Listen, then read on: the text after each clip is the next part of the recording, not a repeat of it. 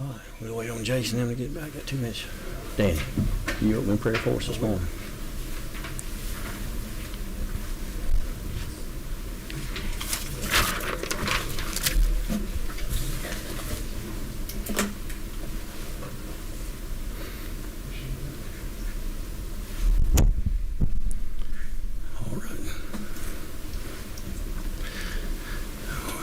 We got a couple members on the way, and we got 1 minute, so maybe we can get here and get started on time.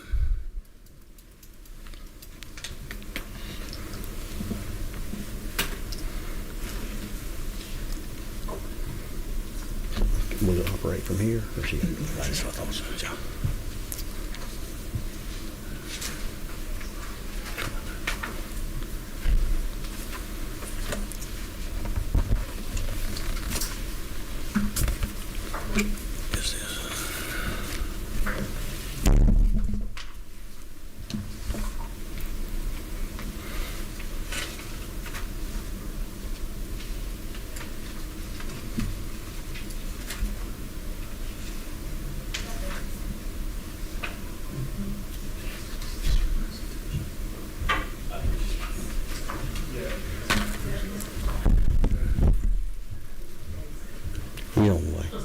He's in his office talking to Tom Gales. He's on. But we can go ahead and get started. Well, good morning, everybody. Glad to see everybody bright-eyed and ready to go this morning. I know everybody has missed these meetings. I'm going to start this morning. I'm going to ask Representative Mathis if he will open in prayer for us. Y'all bow with us. Let's pray. Father, we thank you for today. We thank you for everyone that's here. We thank you for your son, Jesus. We just ask today that we do the right things in your sight and this committee. For it's in Christ's name we pray. Amen. All right. At this time, I'm going to ask everybody, all the members, to introduce themselves and tell us where they're from. So we'll start with number 24. I'm Danny Mathis. I represent District 133. It's right in the middle of the state. I'm from Cochran, Georgia, and I'm glad to be here. And I'm so glad the King got here on time. Yeah. Thank you. Chairman Powell, you know, 25. You know. I'm Alan Powell, and I'm the senior member of this committee. And I welcome everybody to the Capitol in the middle of the summer. Thank you. All right, we're going to start down far left. What number are you? 15. Okay. I'm Kimberly New. I'm State House Representative District 40. I'm just glad to be here. Thank you for letting me join you today. Absolutely glad to have you. All right. 17. Yes, sir. I'm Derek. Oh, tried it. Derek Corbett with Pull Apart Auto Recycling Company, and I'm here on behalf of the Georgia Motor Vehicle Crime Prevention Commission. Thank you. Good morning. Good morning. Does it work? I'm Liz Hausman, and I'm here representing the Secretary of State's office. I'm sorry, would you say that again? Mr. Powell, Liz Hausman, and I'm representing the Secretary of State's office. I have several other representatives here with me as well. All right, and we're missing one member of the committee this morning, Robert Worrell with Department of Revenue. He's under the weather. We're going to pray that he gets better and able to return to work tomorrow, hopefully. So maybe he gets just a 24-hour bug. But anyway, we won't have him with us today, but we've got plenty of backup in the audience from DOR. So if y'all have something you want to ask or something, just let me know, and we will get that done. I'm Representative John Corbett. I chair the Motor Vehicles Committee. I represent District 174, Extremes, South Georgia. I've chaired this committee for 7 years. And it seems like for the last 7 years we have been trying to address the issues, the fraud and abuse of the dealer tags, the tops, titles for 7 years. And we passed a couple bills this year. I don't think that they go far enough. I think there's more room to more work needs to be done to address these issues. Our former commissioner of DDS, Commissioner Moore, talking to one of his counterparts in New York just a couple of years ago, Georgia, was the tops coming from Georgia was the worst abuse he'd seen in New York. They're coming Georgia tops tags in New York. This illegal counterfeit tags. So it's great to be known for 11 years in a row that we're the best state to do business, but it's not to be known for the one that's abusing these tops tags. These tops are being used for remove stolen cars, sex trafficking, drug trafficking, all the way down to just avoiding paying tolls. It's a gamut of things they're used for. The goal for today's meeting is to hopefully we educate everyone on the problems that we're having. The DOR issues the tags, titles, and tops, but the Secretary of State's office regulates the used car board and investigates the dealers. Access to information between the two is limited. Now, the bill we did this year kind of helps that, but I don't know that they're able to get all the information they need just by looking at the VIN number. The design of the tops tags, we was talking about that this morning. They're not standardized. Some of them, it looks like you just printed off on a piece of paper and stuck on a piece of cardboard and put on there. When other legitimate ones, it has the make of the car, the color of the car, the dealership, the expiration date. I think we need to look at possibly, standardizing these tags and make them harder to counterfeit as well. We have almost 8,000 used car dealers in the state. I think of those 8,000, almost 8,000, I think 67% of them sell less than 20 cars a year. I think, which about 5,000 of those dealers sell less than 20 cars a year. I mean, do those dealers that sell that few cars need 3 dealer tags when they get their license?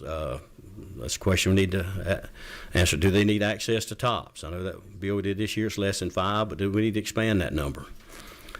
Previous meeting, we was told one dealer sold 20,000 tops in a short period of time, and later we were told, well, it wasn't that bad. It was only 10,000. That's still a lot of tags in a short period of time, which more than likely was not legitimate. The abuse of tops is the majority of this abuse being done by in-state dealers, or has it been done by somebody that's considered a broker that's out of state, or where's the majority of this abuse coming from? Is it somebody that has a physical presence in Georgia, or somebody that's out of state? Many states don't allow brokers. Why do we need it in Georgia? Sky didn't fall when these other states eliminated it. That's something we need to figure out. There's a website that teaches people how to become a used car dealer in Georgia. I think it costs about $3,000. Doing that, they get these 3 tags, and now use the abuse there. They're getting around paying TAVT. In Texas, they estimated it's costing them about $200 million in Texas. I don't have the number in Georgia, but I would be willing to wager it's in the millions of dollars as well. Probably not quite as high as Texas because their population's higher, but it will be a astronomical number that is costing state and local governments. The requirement of the CEU for used car dealers, is that something that needs to be looked at? I mean, is that beneficial? How much is the industry changing where you have to be go every couple of years to take a class? So that's a lot of questions that I have. But anyway, we have. I want to amend the agenda. The agenda you have in your folders.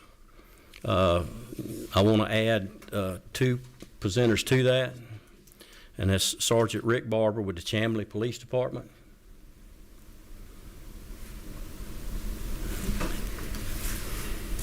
And then Fritz Engelman with Classic Bus Sales. I think they both can add something to this discussion, and I think I'd like to start with Sergeant Barber, if he would like to go first, and let's talk about issues you're seeing, and that's what I want to do, get the issues out there, and then we'll start working on solutions, and then we'll ask questions at the end. got a thumb drive with a PowerPoint. It's got some secret squirrel stuff on it, so I can't let it go.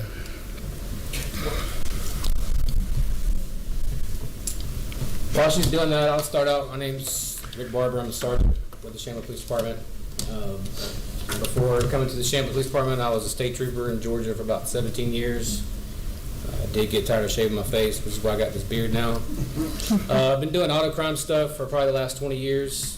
While doing so, we started traveling around the state teaching free classes to law enforcement officers, as well as now going to other states. I've recently teamed up with a New Jersey trooper. We go as far as California, down to Florida, up to, we got a class in Connecticut soon. The biggest thing is we're all seeing the same crimes, the same issues, the same criminals. I am a third VP for the Untitled Chapter of the Southeast region, but the biggest thing is we taught classes. We went around the state, taught 40 classes last year, 1,400 students. We spent $13,000 out of our own pocket to equip these agencies with how to identify these cars, but this is the numbers that we got from some of our students. Just to touch on a few of them, the 870 stolen vehicles, 403 altered VINs, 615 fake fraudulent tags, 73 fraudulent titles. I'll skip on down to the 67 kilos of meth, 19 kilos of cocaine, 573 pounds of marijuana, and $2.9 million in cash. I'm going to talk about the temp tags, what we see and what we teach. A lot of officers don't know that there's only 4 Georgia top temp tags, and that is the C, P, S, and E. C is issued by the county. That way, if it's a private transaction, you go to the county, get a C tag to ride around, or let's say you order a Prestige tag. While the Prestige tag's being made, you get a C tag on the back of your car. P is for those of us in Georgia that buy a car, we get the P tag. S, I won't refer to it as how we refer to it, but S is the most commonly used fraudulent tag that we see because these guys are using it, figuring out a loophole to print out multiple tags for the same car over and over again. E is when the top system's down. We do see a few of those, but it's kind of rare. The reason they're using these S tags a lot of times is no insurance. We see a lot of folks that don't have a driver's license. They can't go get a title, so they're going to get an S tag and ride around for 30 days, and then they'll pay anywhere up to $500 a month to get another S tag printed out for them. We see issues with salvage titles, cars being issued salvage titles from other states coming to the state of Georgia. They can't go through the process, so they go and find someone to print them out an S tag and ride around for 30 days until they buy another one. A lot of folks can't get emissions done here in Metro Atlanta, so they'll get an S tag. We see them on stolen vehicles, which I'll show you a couple examples in a second, where these cars are being stolen. The VIN numbers are being changed to fraudulent VIN numbers or cloned VIN numbers, and then they're putting them through the state system to get a temp tag to ride around on that temp tag or to export it out of the country. And we've had an uptick in burglaries, in commercial burglaries. These guys are using these cars. They're using our state's temp tags because they know the LPR readers can't read them because they're so small, and they'll do tag swaps. They'll even put just fake tags on there and go commit these crimes. I had to block some stuff out for personal reasons, but this is a list we got from the Department of Revenue. And by no way am I trying to point fingers at anybody. I'm just trying to express if this is the stuff we get, hopefully we can figure out the problem and get this situated. The first car is a Ford Taurus, but then you'll see a 96 Infiniti Q45 where they issued it to an individual and issued about 6 temp tags for the same car. Then another person had a Ford Taurus. They got 2 temp tags for it, and then the same Infiniti, they put in a different person's name, but it's the same customer ID, which is ultimately your driver's license number. They issued out 5 more temp tags. Same car, same dealership. We found out this dealership was printing other temp tags. One of them was for a fraudulent VIN Dodge Charger that they were just randomly throwing VIN numbers in there trying to see what would stick until they found the right VIN. Then they took it to the tag office, got a title, got a tag for it, and now it's out right around the streets. We just haven't got it yet. This is another problem we see other states. From what we're being told, this is part of a big case, but New Jersey and New York has a problem with our temp tags up there. Someone up in those other states are printing these tags out in that state and handing them out like candy. They're selling them for $50 up to $500. Like I said, maybe it's a deal for Northerners, but these S tags, not exactly sure what the loophole is. S is for someone that comes to the state of Georgia to buy a car and goes back to their state. The only rare times that we do see them is if a government entity like Chamberlain Police Department buys 4 Explorers, they get an S tag because they don't pay taxes. Maybe that's the loophole they figured out. There's a way, something to do with the ad valorem tax in the system. The Chevy Corvette was stolen from us September last year from a dealership. It was a key swap. We tracked it down. They changed the VIN numbers, put a temp tag on it, and put auction stickers on it, and we're taking it back to Mannheim Auction. This day, they were actually putting it through the auction. No one bought it. We caught it later that night.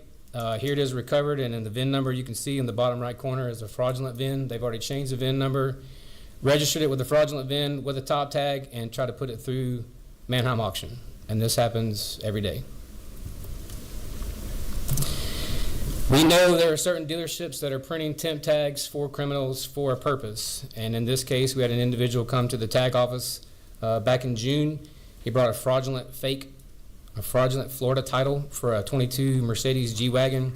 The VIN number only had 15 digits, not 17. The tag office was able to catch it. They took the title from him. He left. He pops back up later on, getting stopped in a 2017 Infiniti Q50 with an S tag, even though he is a Georgia resident. The VIN numbers are changed on it. We found the real VIN. It's stolen. We reach out to the Department of Revenue, who gives us a list of all the tags issued to this person as well as by the dealership, and track down about 12 other cars. Here's the Infiniti. It was stolen out of the city of Atlanta. This person himself, had 14 tags. That particular car had 2 tags issued to it. He also had a Range Rover with 2 S tags issued to him. That Range Rover was exported to UAE from Savannah. We will no longer see that car. We're 99% sure it's stolen. Here's the tops tags issued to that person, just himself alone, with a Mercedes, a Land Rover Defender, the same G-Wagon, a Ford F-150, a Land Rover Range Rover, and the Infiniti. All these high-end cars are being stolen, VIN numbers changed, fraudulent VIN put on it, registered, titled, and shipped out of the country. And then the same thing for the Range Rover Defender. They actually took it up to Tennessee, registered it, got a tag and title for it, and then shipped it out of the country to Senegal. The same suspect, like I said, brought in that title with a fraudulent VIN through Florida. He was able to figure out 2 numbers to make that VIN number work, put a fake VIN on it, got multiple temp tags issued for it, and then we actually stopped him and recovered it. These guys are getting smart enough now, and I say smart, they're somewhat smart. They're changing the VIN number on the windshield, the VIN numbers in the doors, and they're restamping frames, and they're reprogramming the computer so it makes it harder for law enforcement officers to identify these cars. In this picture right here, they changed these VIN numbers, but they weren't smart enough to spell the word safety right. So this is a big clue for us. These guys are somewhat smart, but they can't spell. You ask where your cars go, here they are in containers being shipped out of the country.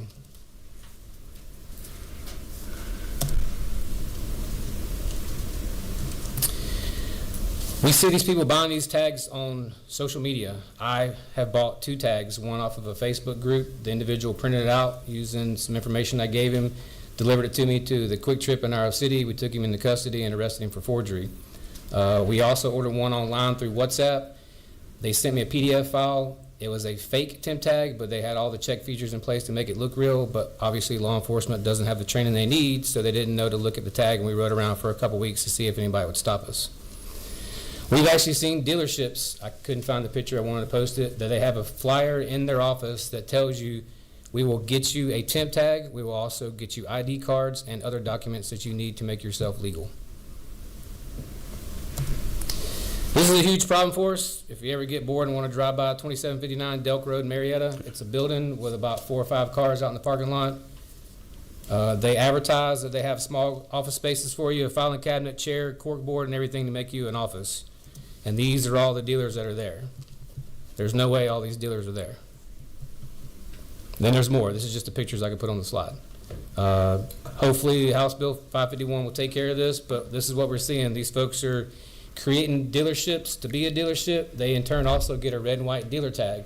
They'll take that red and white dealer tag and make copies of it and pass it around the state for $500.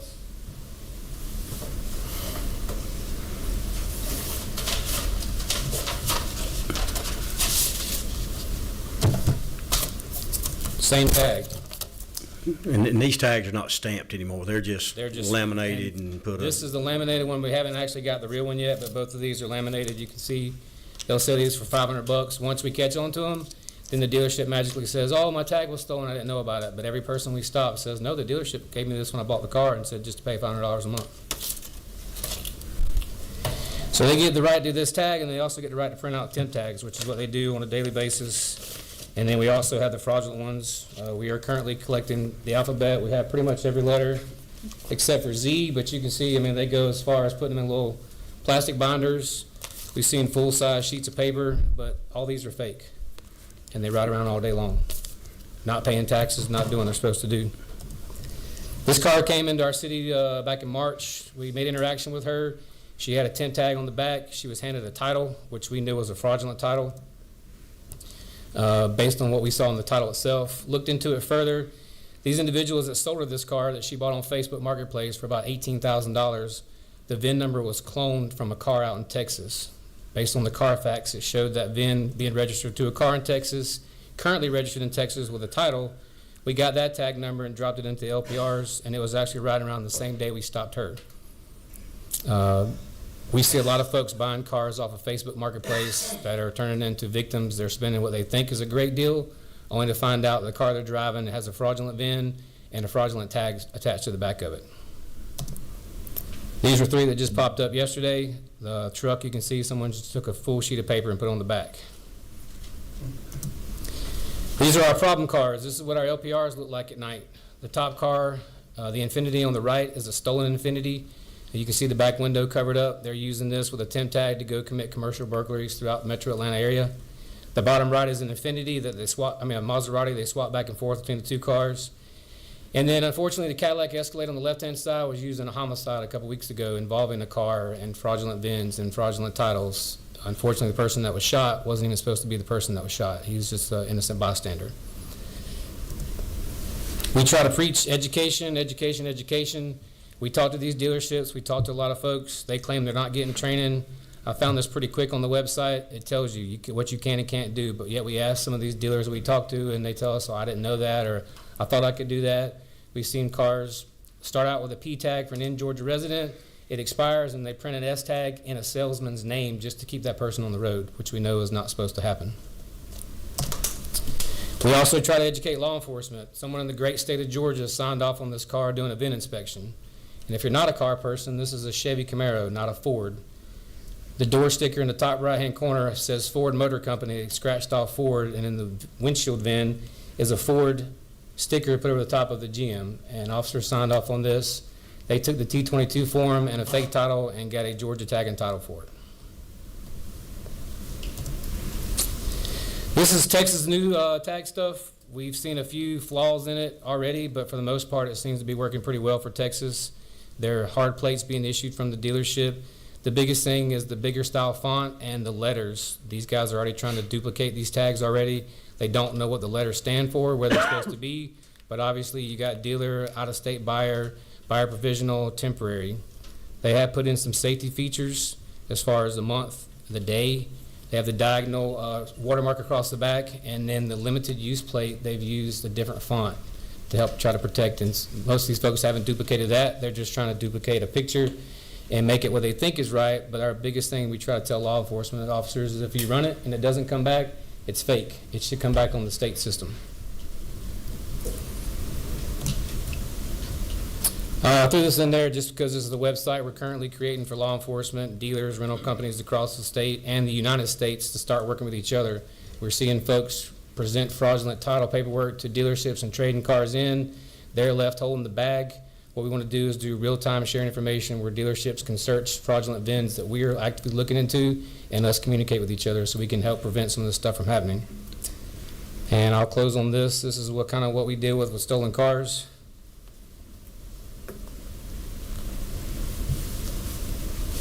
It's not just a stolen car. It's not just a property crime. It's not just a civil matter.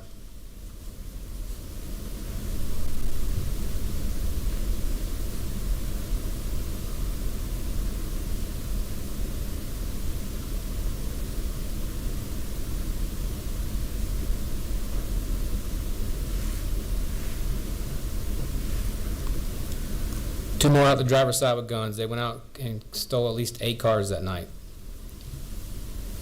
with a temp tag. Other than that, like I said, we created this logo kind of in fun. We started teaching class. Law enforcement officers have taken this and ran with it. We've seen a significant increase in stolen vehicle recoveries just because it gives officers to look above and beyond the stop. We hope we continue teaching training, but other than that, that's all got for you on the temp tag stuff. If anybody has a question. All right, we have question number 21. Thank you. You just talk about on Facebook Marketplace, everybody going and buying stuff. Have they got, if you are looking at one and you run it through a Carfax or something like that, the VIN number, is that enough to let an innocent person know that that's not that car, or have they got to where they're basically taking that VIN number and making sure it's the same model car, same color, where that Carfax will match the vehicle that they're selling even though it's not real? So they're smart enough now to figure out ways to defeat Carfax. Basically, if you take a fake VIN right now that you create and it checks all the digits to be a car, but there's no history for it, Carfax is going to give you an error saying this car, there's no history for it. The car didn't just fall out of the sky. It shows where it's manufactured, a couple miles at a dealership. What these guys are doing is going on internet looking for similar cars across the country. The hot car right now, crazy enough, is a Honda CR-V. They got a tractor trailer the other day with 8 Honda CR-Vs on it, all stolen, headed down to Texas, all re-VINed, and they're copying VINs from other states to make it look legit on the Carfax. Or they'll just create a VIN so the check boxes are done. They'll go get an oil change, and the first entry is an oil change. Well, that shouldn't be the first entry, so that's a red flag for us. But for the citizens, some guy in South Georgia, they bought a Chevrolet pickup truck from 2 guys and then bought a second truck, took them to the dealership, and found out both of them were stolen. Luckily, he was able to help the local law enforcement take in 3 more cars and 6 suspects, but imagine if he wasn't able to make contact with them, he just lost $60,000. Thank you. What's the penalty when you say you caught this dealer selling these tags or advertising that? Do they just lose their license? You turn them into DOR? What's the process there? What happens? We send it over to Department of Revenue. We typically will write a report, submit it to them. If we do find a duplicated dealer tag or one being fraudulently used, we see a lot of these the red and white dealer tags on personal cars. I can go create a dealership and say it's my dealership, buy my wife a nice Cadillac Escalade Platinum, and I don't want to pay ad valorem tax on it, so I'll just slap this bad boy on there and ride around until police stop me. And then I can say, well, it's my car. It's your car, but it's not in your fleet of sales. You're not selling it. You can't use it on your personal car. We see these all the time at night riding around to the clubs. This is the high-end car they take off the lot, put it on there and go drive it, or it's their personal car. They don't want to pay the fees, so they just slap a dealer tag and ride around until an officer stops them, if they even get stopped. But we'll typically take the tag and do a report and send it to Department of Revenue so they can follow up. And I will say they are staying on top of it. They're working hard. We wear them out. Okay. Number 17. Thank you.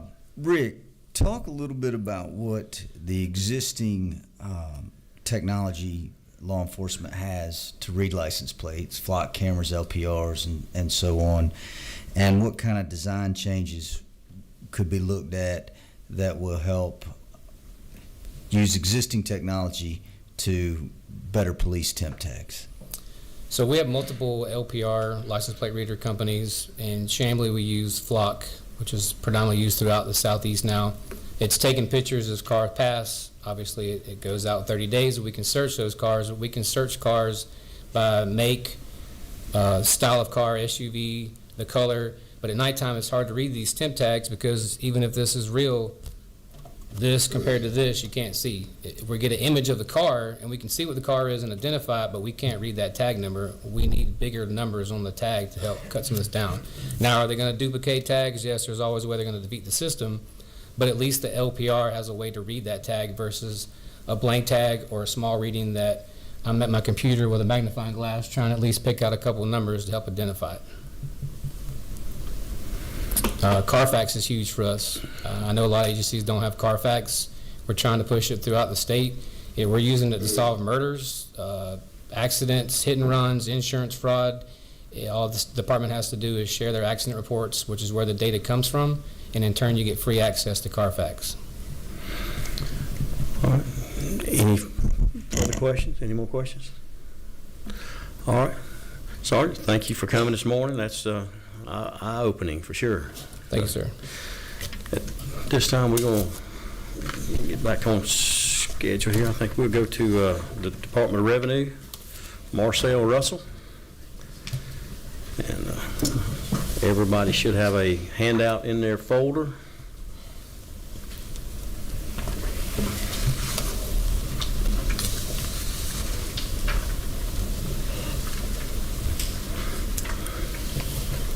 Chairman Corbett, Good morning. members of the study committee, I'd like to thank you for having me here to speak to you about the great Department of Revenue. As you mentioned earlier, Robert World is taking a rest. He works very hard, and unfortunately, this bug got him. So we wish him well, and he also wishes the committee well. Allow me to spend a few minutes to go over some MVD updates, and then we'll dig into what DOR is doing about TOB fraud and an overview of House Bill 551 as it relates to motor vehicles.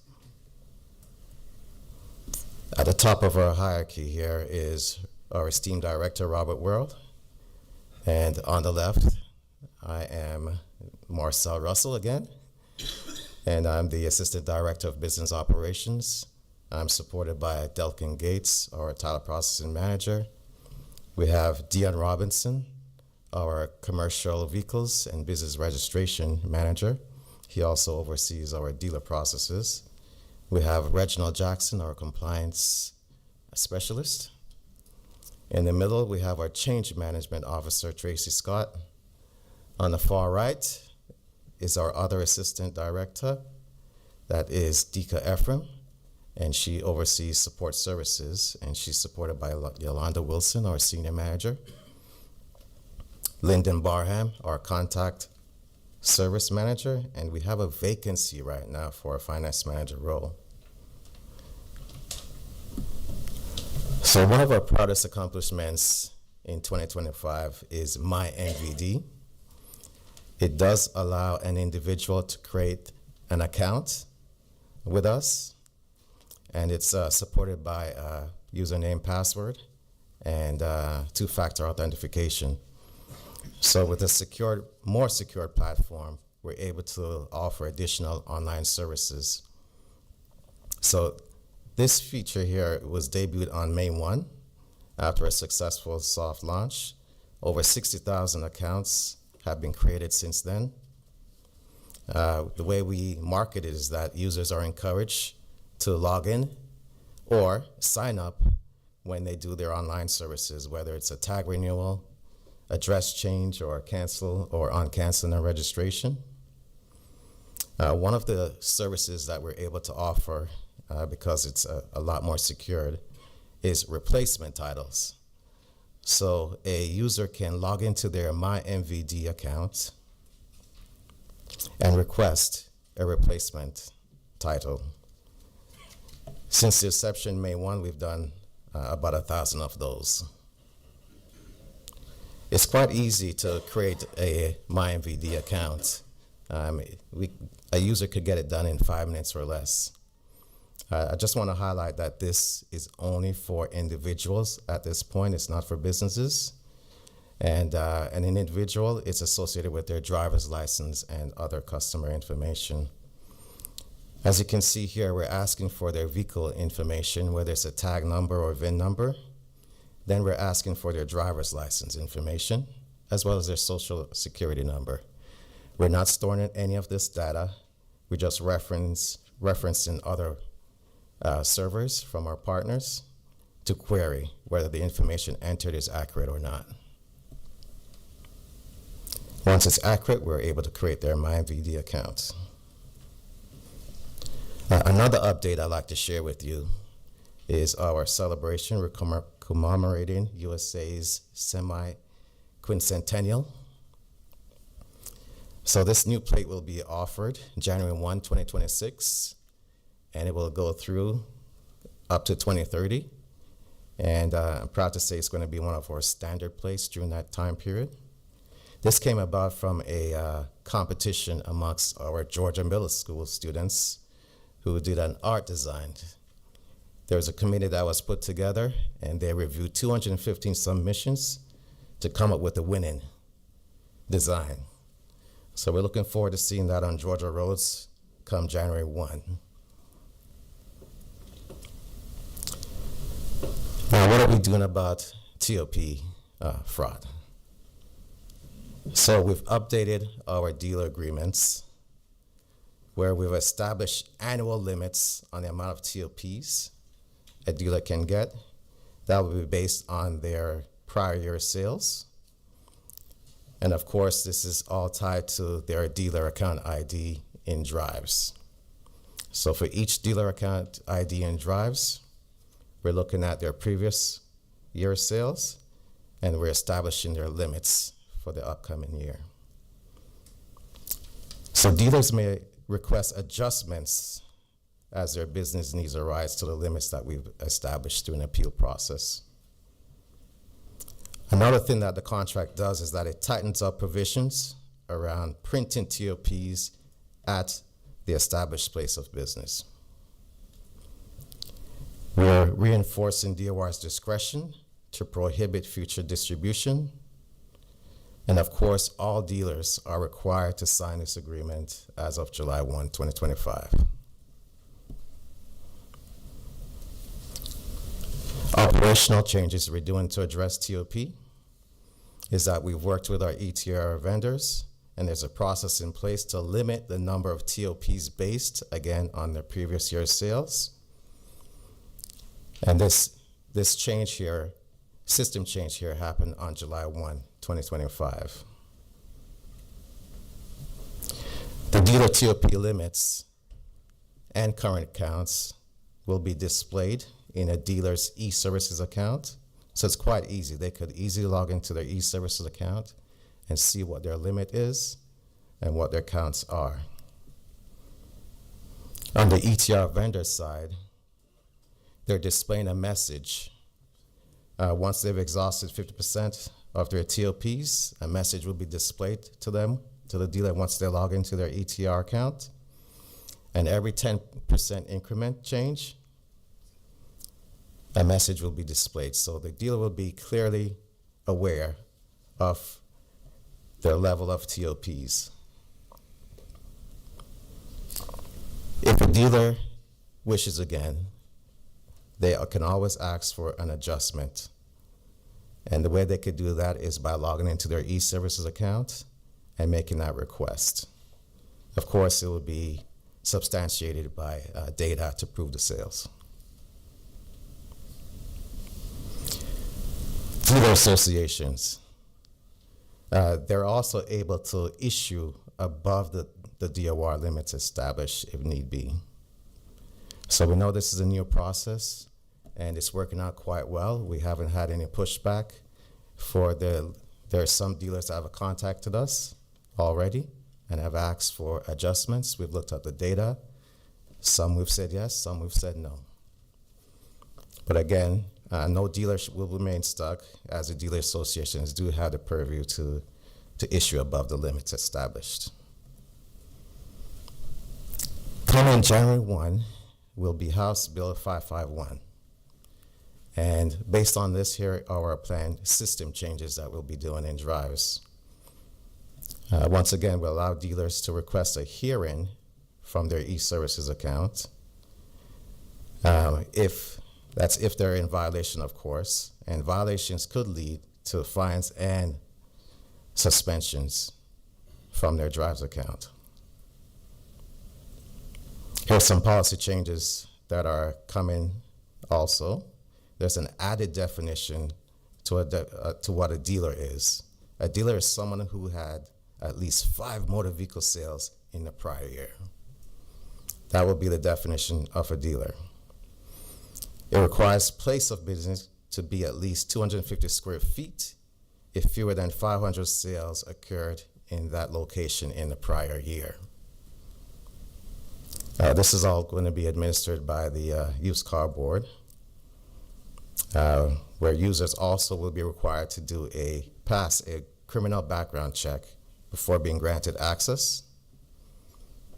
In terms of the appeal process that I've mentioned earlier, the appeal process will be within 10 business days of request, and a final decision will be granted 7 business days after the initial meeting. If a suspension does occur, then a formal meeting may occur 30 days after the DOR's decision was made. That was a quick walk through motor vehicles. Any questions? My might have one or two. The 5 that we changed to sell at least 5 to be a dealer this year, and then looking at the numbers where you have over 5,000 that sell less than 20, is that number? I think we might have set that number low. We might need to be higher. What's your Right. thoughts on that? I mean, that's and why do those that sell less than 20 cars a year? Why do they need 3 dealer tags? I mean, that's the other question that I have. I mean, it's Looking at the data, I could say that the majority of our independent dealers sell 0 to 5 vehicles. That's right. So that 5 threshold We get about 3,500. is a large number. Sure, perhaps in the future, we may request for a larger number, but I think the 0 to 5 does get a large quantity. And then the previous Sergeant Barber testified about the tops tags. You're not able to read those temporary tags with those flocks, especially at night. Yes. Redesign on something like that. I know we might not have that information at this meeting, but the next meeting, that's what I say, we're getting issues out there this meeting, and then we like to come back with a solution. Is there what other states are doing with those that makes them where they can read them with these cameras? It's something we don't have to recreate the wheel. Would love to see something done there where they can read those tags. I agree. The issue with the temp tags is on a paper stock. It's not on a reflective metal background, so it won't reflect the light to display the image.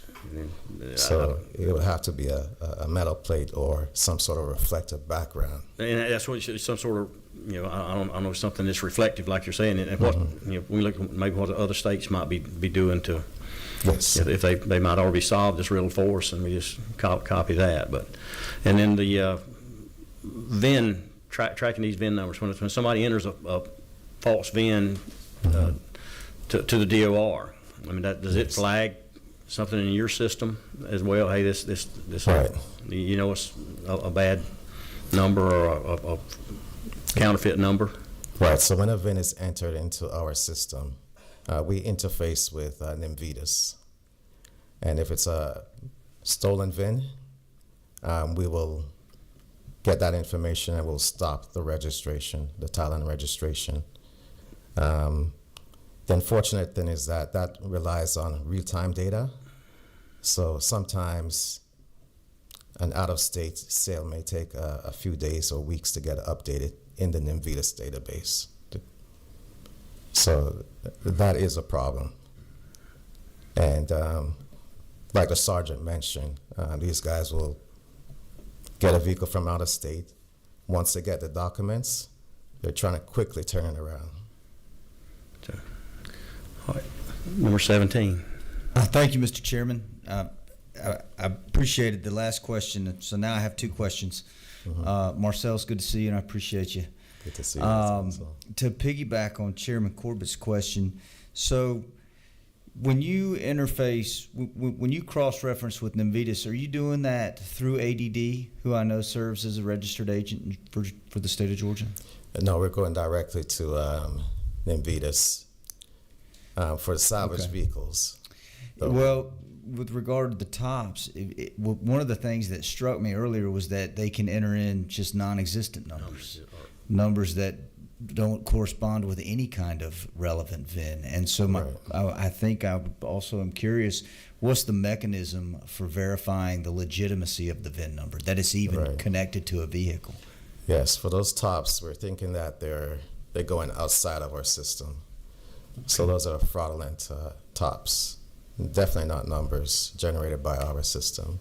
So you think then that those are temporary operating permits that aren't even a part of our system? They're just on the paper stock and they're forged. There are some like that, yes. I appreciated, so we've set a limit based on last year's sales. Yes, sir. And then if you want to increase the number of tops tags, then you have to ask for it and say, I've sold this many. And is there a mechanism that DOR uses to verify or authenticate transactions, or is it just honor based? I sold 200 last year, and I've sold 175 so far this year. Right. We could see the amount of sales you had in Georgia just by looking at our system records. In terms of out-of-state sales, we do ask that you provide the title, the sales documents to justify those sales. So you, Sorry. So you do then. So there's a system built in that authenticates sales to say, if I'm a dealer, how many I sold because Yes. we're tracking the title transfers that are going through the Correct. state. Correct. Okay. Thank you. You're welcome. How is the information shared between Department of Revenue and Secretary of State's office / used car board? If you see something fraudulent, y'all suspect something, you do not investigate that issue. You refer it to the Secretary of State. How does that work? Right. I'm not fully abreast of the process, but I do know that we have our compliance specialist that works closely with our legal folks, and our legal folks works with the Secretary of State. Because that's where I think that maybe the disconnect could be happening. The DOR is issuing the tops and the dealer tags, and then they're being under another agency to actually investigate and regulate that industry. I mean, it's I just want to know how the information sharing between the two agencies work. Right. Yes, I'm not abreast in that process.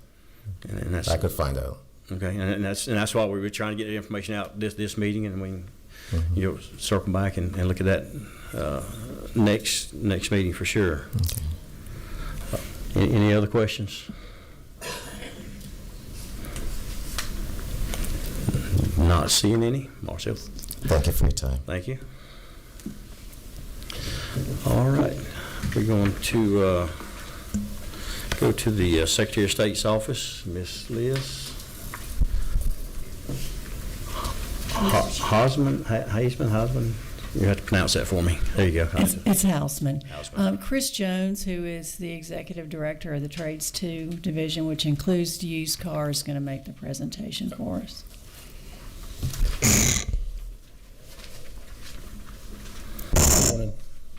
Good morning, Chairman Corbett and other members of Good morning. the committee. As Liz said, I'm Chris Jones. I am the Executive Director of the Used Car Board. And I'm going to present this for us here. Just a quick rundown of the recent legislative changes, House Bill 630. The board was operating two separate divisions. They have a parts division and a used car division. So the divisions were eliminated, and now it's one board, one 10-member board. And the other important part of that legislation in House Bill 630 was it now gives the board the authority to set minimum requirements for the established place of business for a dealer. Again, in House Bill 551, mainly it was focused on temporary operating permits and the penalties for those. And the other important part of that was it set the minimum size requirements for these dealerships. Quick overview of the board. We have approximately 900 used parts dealers, between 800 and 900, approximately 7,000 licensed used motor vehicle dealers. Approximately 2,500 are your traditional open lot dealers who have inventory on premises and sell that way. And another 4,500 to 5,000 are your office suite dealers. They're called brokers, but they're actually, licensed to operate out of a suite. The board also has oversight over tags, titles, TAVT, remittance, odometers, emissions, and the finance contracts. Now, the new board membership, we have 3 licensed used car dealers, 3 licensed parts dealers. We have a representative from the auction industry on the board now, a representative from the insurance industry, and a consumer member.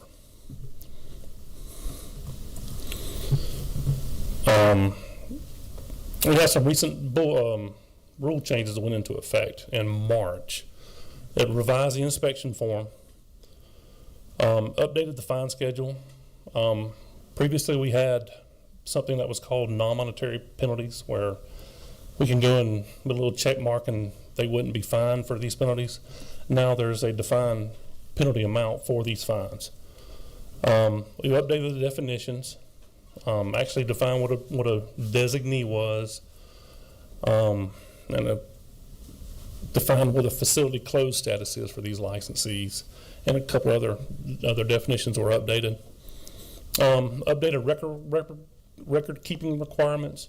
We define what a deal jacket is and all the required documents that are required now to be kept in a deal jacket for a sale of a vehicle. Also required that the designee on the license also be the same person who's the executive officer on the master tags. So now that person has to be the same person now. Used to, you could have your designee for the license, and then you can have your executive officer for your master tags, and then you would have one person to be the executive officer for 1,000 different dealers. So now we're trying to separate those two together, and who's going to be the designee on the license is also going to be the executive officer on the master tags. Now there are some additional rules that are in the process of being drafted now in response to House Bill 630 and 551. We're in the process of drafting those now, so hopefully we'll get those implemented in the near future. Tops and dealer plates, that's not really what we do, but it's just a quick overview. I think the DOR covered a lot of this here on this slide. Inspections and investigations. So the Secretary of State's Office of the Professional Licensing Boards has 14 investigators, and they cover about 40 different boards.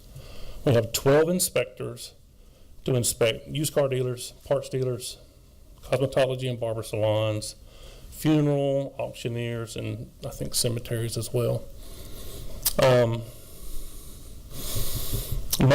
About half our inspections are due from a complaint from a consumer, and the other half are just routine inspections where an inspector's out and he'll see a place and he'll stop in and inspect them, spur of the moment kind of thing.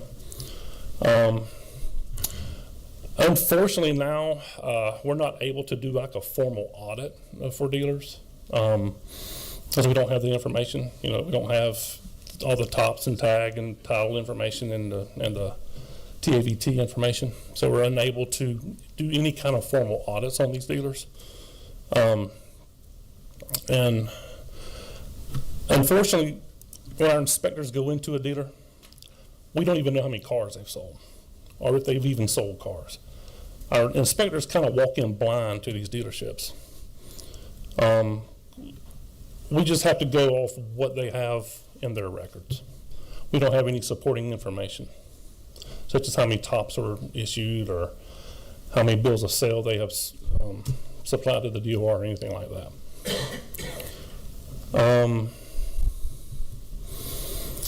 I know there was a question earlier about our investigators and how they investigate tops or anything like that. They don't have that information, so we're unable to really investigate. Our investigators are not able to perform any kind of formal investigations for tops abuse or anything like that.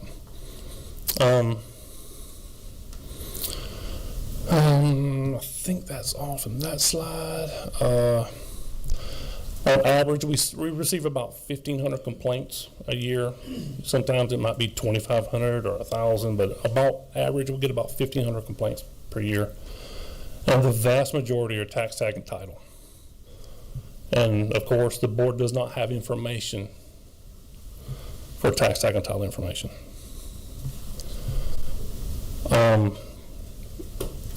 Our interagency communication limitations. Secretary of State's office is licensed motor vehicle dealers and does not deal with most of the day-to-day operations of dealers. Department of Revenue issues the tops and tags and all that stuff.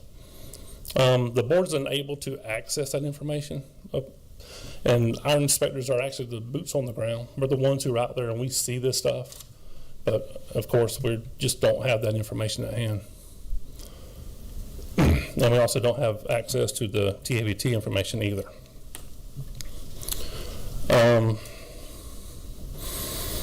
Dual authority creates confusion and makes both entities less effective in their roles.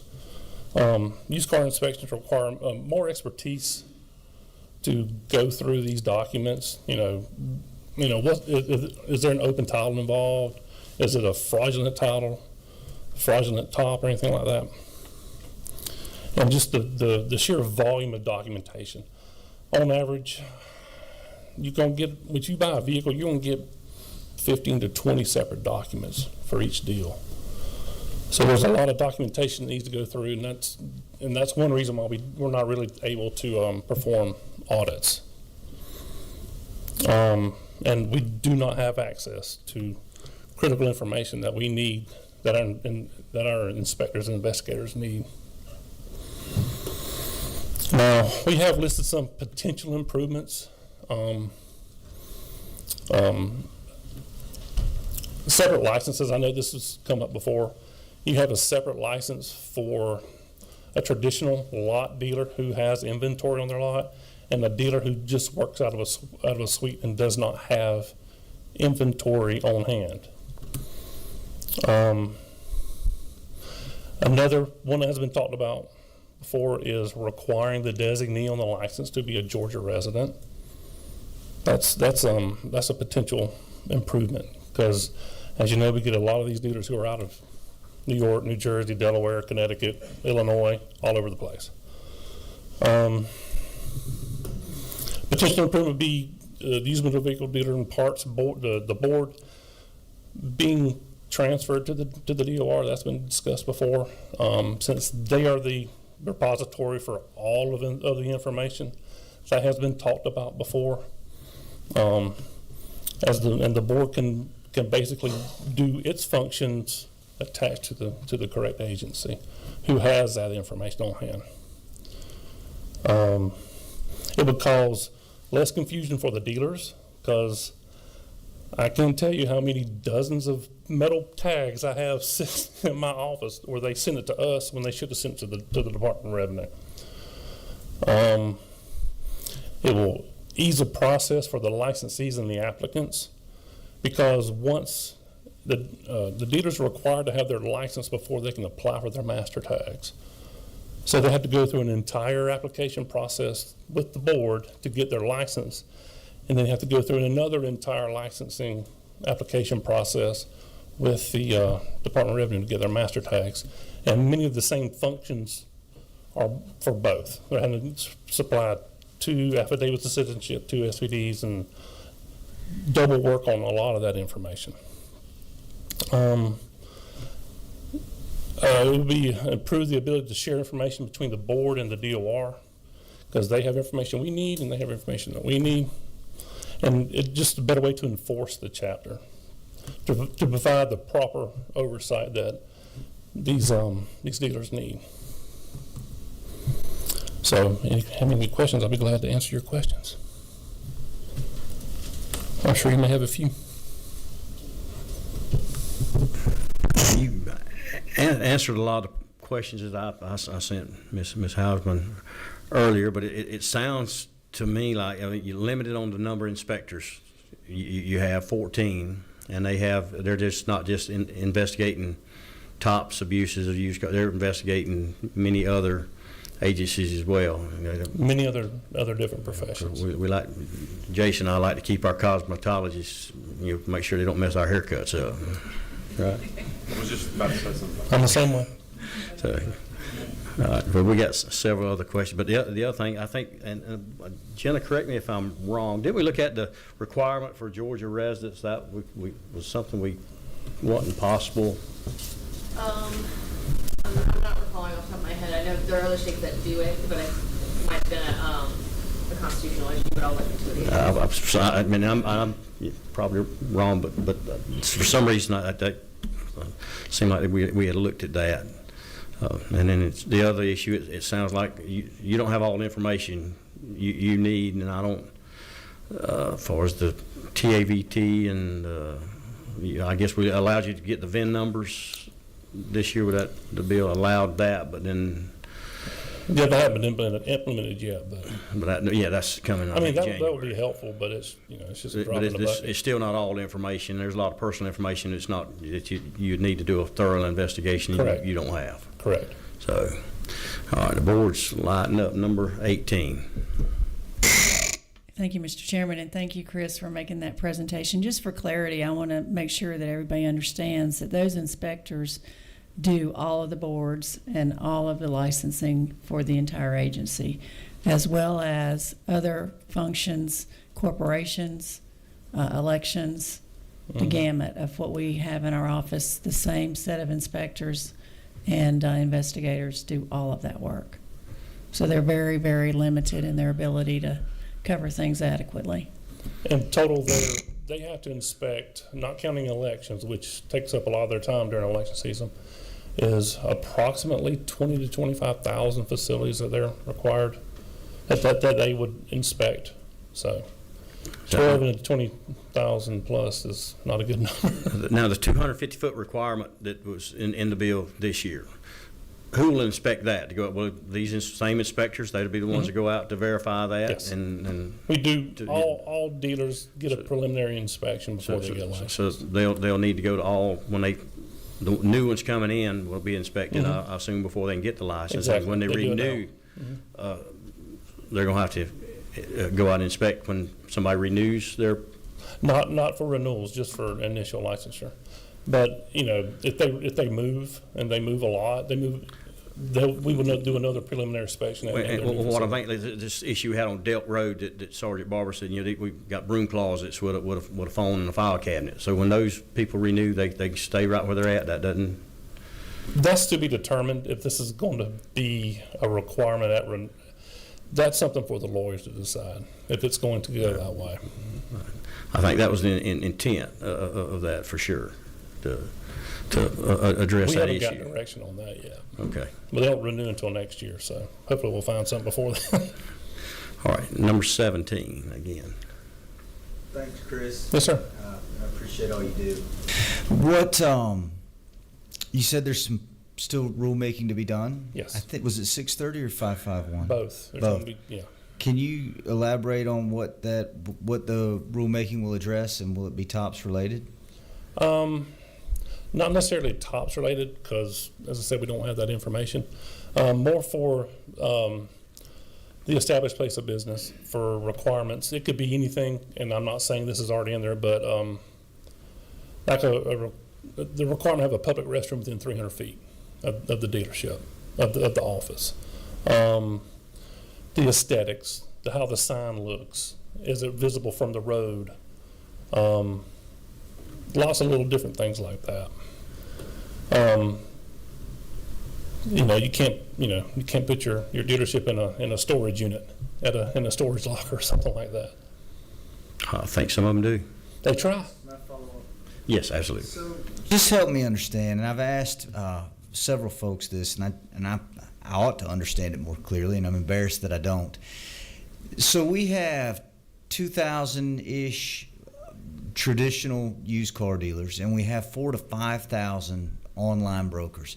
That blows my mind, first of all, that we have more than twice as many folks. I get it. I get that there's a legitimate online business. I'm just surprised that it's that much. So my question is this. We're setting these parameters, and you're doing rulemaking to talk about signs, and we have 250 square feet. How do the online guys, how do they get around many of those requirements? Because we don't want to put them out of business. Maybe we want to put some out of business. But for the large part, these are honest people doing an honest day's work. So how do y'all thread that needle? There must be exceptions, exclusions, something. I don't understand though. How do you delineate between the two different business models? Between a lot dealer and a lot dealer and a guy who broker. maybe has a 250 square foot office space who's selling niche cars like 67 Camaro Super Sports to the dude in Montana who's a collector, right? But he doesn't have a sign out on the road. So that's my question. He may not even have a bathroom. I don't know. But that's what I'm wondering is how do you delineate between the two when you're issuing licenses? It basically has to deal with where the location is.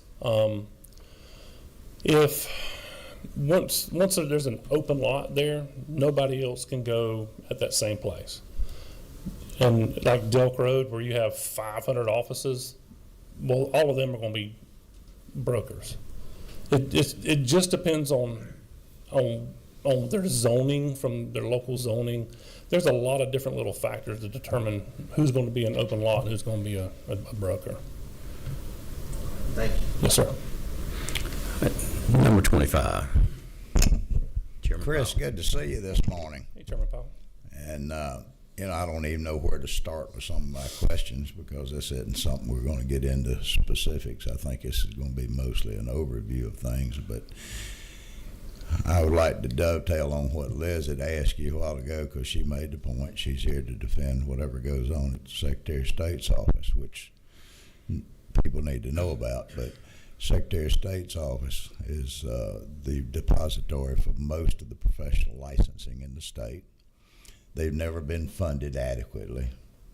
The dollar amount that comes in, and this goes back from 36 years, and it's still that way from the dollar amount of license fees that come in. Most of that goes to the general treasury, and it's not put over there.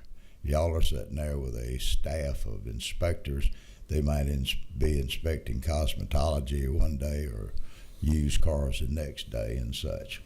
And because of the bureaucracy involved with these, quote, appointed boards, there's a lot of things that are lacking. But I want to ask you a couple of specific questions before I get off on my dissertation about some of this stuff. Right now, the number of licensees, when did this change? Do you have any historic? I know you hadn't been there forever. But when did it change that they started having multiple different names of used car licenses? Once upon a time, if you had a used car license, you were a used car dealer. You didn't have a separate broker. You had to have a lot. There was a reason. I don't know when it changed, but once upon a time, you had to have a lot to specify for the security and for the consumer's protection. If you build yourself as a used car dealer, you had to have a lot. You had to have an office. You had to have certain criteria. I remember once upon a time that lot had to have a chain. And a lot of people actually put little plastic chains around it to designate the lots. But that was to give the authenticity that this is a legitimate business. Do you have any idea when did this change that led to the proliferation of the number of these licenses? I think there was a legislative change in 2007. It was when that started, I believe, in 2007. I think it was around 2007. Is that when it also changed about allowing the designation of specific, like a broker or the virtual? But the odd thing is that it doesn't matter if you're a broker or if you're a traditional lot dealer, you get the same license. That's correct. That's why, a major fix for this would have two different license types. If you're going to work in an office and not have inventory or a lot, you get this type of license. If you're the traditional lot dealer, you get a separate type of license. That way, you can set different requirements for each license type. The DOR could go in there and say, oh, well, you work in an office suite, you want to get this many temp tags or this many dealer plates or whatever. I'm trying to wrap my hands around a couple of questions here. But, this idea about the brokers, that's something that when we had testimony here, we've dealt with the last couple of years, and it all goes back to our concern, the legislative concern over the use of tops. The gentleman that spoke earlier, Sergeant Barber, if he's still here, I wanted to say that he probably gave one of the best presentations that I've heard in my legislative career about a problem issue. Enough that it even has got me more concerned than I already was. I know that last year, in talking to different people that have knowledge, that these tops have been the cause of hundreds of, not just thousands or millions, but hundreds of millions of dollars of lost tax revenue on the TEVT tax. People drive around in cars, they don't want to spend the money to pay for the TEVT tax on a vehicle because it adds up pretty rapidly. The criminal element that the gentleman talked about was even more disturbing to me when I hear about the changing of the VIN numbers, how easily that's to be changed. This smacks of a situation that we had once upon a time when Georgia was known as a chop shop state. But now they just sell the vehicles and ship them overseas or sell them to somebody, and somebody gets hung. So it is true, this whole issue is a consumer issue. Then it goes back to the situation that we have a system in place, and that is the system about licensing of the used car dealers. Now, I'm not going to dare to put you on the spot to ask your personal opinion about brokers or lot sizes or anything else. That's a legislative question that needs to be dealt with. But is it not a possibility that we have such a close association between the licensing of a profession or a dealership and the close proximity of so much of this deals with the Department of Revenue's issues, that we shouldn't possibly consider joining the two so that you don't have two bureaucracies, one at Revenue, one at Secretary of State, to join these two together, because it all comes back to the used car business is so intricately mixed to the revenue system with tags, titles, tops, and all of these things. Well, I'm truly concerned. I'm even more concerned today than I was before I walked in here after I heard the good sergeant's presentation. That's how strong his presentation was. But is there a possibility that maybe we need to do that if proper funding to the Secretary of State on inspections and things like this isn't done? Because I think it's going to be left up to the General Assembly ultimately. I don't know if these, when I asked about a time frame when all these rules got changed, if it was changed legislatively or was it changed by a rule and reg by the board. That's the bigger concern that I've had, because I do not remember this legislative committee or anybody else changing lot sizes or setting up different classifications of dealerships. Yeah, as I said, there's only one license, so there's not different classifications. But I believe that legislative change was made in 2007.